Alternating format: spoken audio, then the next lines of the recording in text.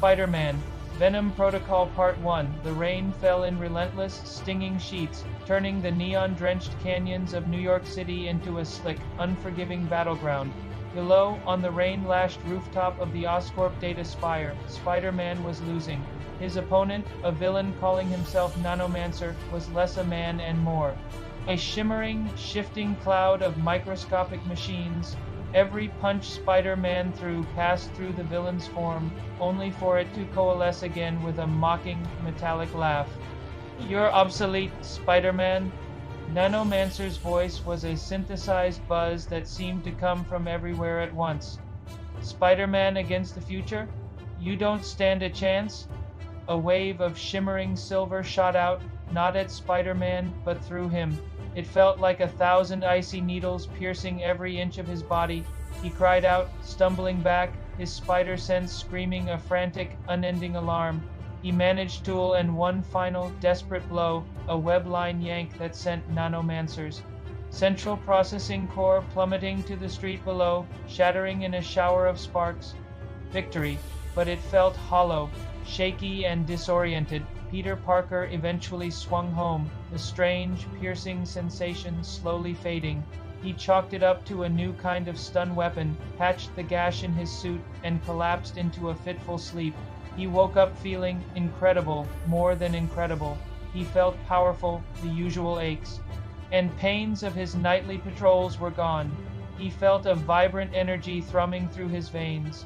When he looked at his suit, the tear from last night was gone, the fabric seamlessly rewoven.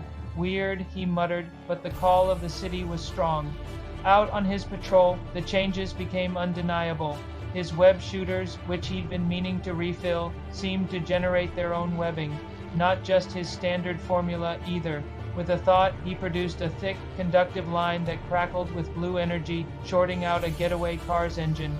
A moment later, he spun a web that solidified into a shield as hard as diamond, deflecting a hail of bullets. His spider sense was different too. It was no longer just a vague buzzing at the base of his skull. It was a flood of information. He could see data streams flowing through the city's fiber optic cables, hear police radio chatter as a faint whisper in his mind, and perceive the faintest electronic signatures from blocks away.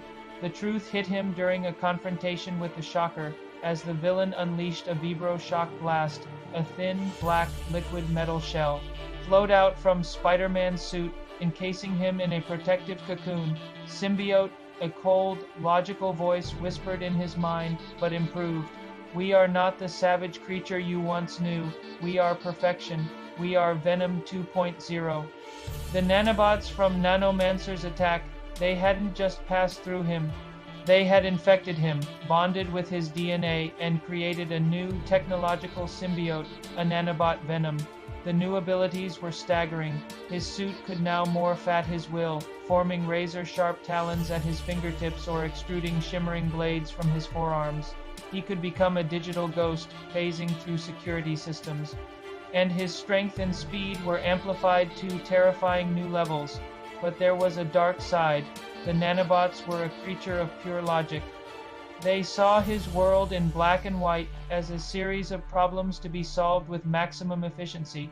During a bank robbery, he didn't just stop the criminals. He dismantled them. He used his techno-webs to overload their weapons, causing them to explode in their hands. He used his enhanced strength to shatter bones, not just disarm. "Inefficient," the voice in his head commented as he webbed a groaning thug to a wall. "A permanent solution would prevent future resource expenditure." "That's not how I work," Peter growled aloud, clutching his head. "We can optimize you. We can make you a true protector."